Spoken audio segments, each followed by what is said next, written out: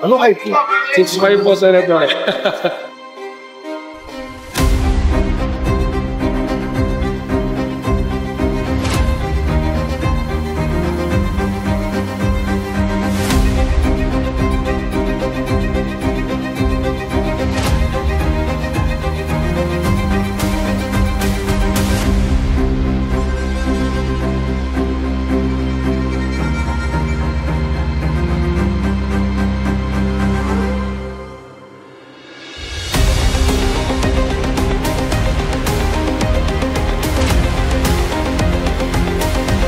Mga kababayan, ang Pangulo ng Republika ng Pilipinas, His Excellency Ferdinand R. Marcos Jr.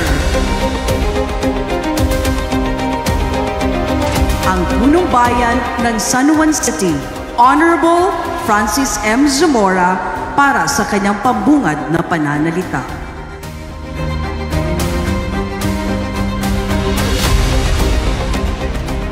Sa ating kagalang-galang na Pangulong Ferdinand R. Marcos Jr., muli, welcome home to San Juan at advance happy birthday po. Isang karangalan po para sa amin na dito po sa San Juan, bibigyan ng parangal ang mga magsasaka, samahan at pamayanang agraryo na tunay na nagsusulong ng kaunlaran sa ating bayan. Sa inyong kasipagan at katalinuhan, ang reformang agraryo ay hindi lamang batas. Ito ay tunay na kabuhayan at kinabukasan. Ang pagkain na bumubuhay sa ating mga mamamayan ay mula sa pawis ng ating mga magsasaka. Ang mga parangal ngayong araw ay nagpapaalala na kapag pinatatag natin ang tulay sa pagitan ng lungsod at kanayunan, ang buong bansa ay sabay-sabay na uunlad. Mabuhay ang mga magsasaka, mabuhay ang reformang agraryo, at mabuhay ang bagong Pilipinas.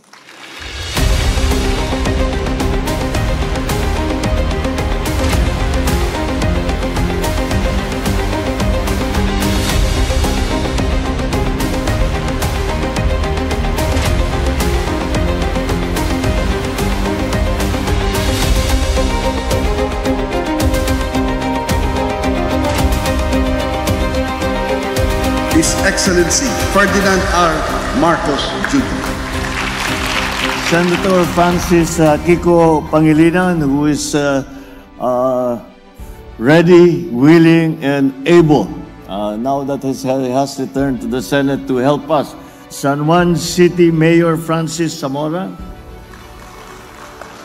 Kaya pala dito sa San Juan yung mga painting niyo, ang tataas eh.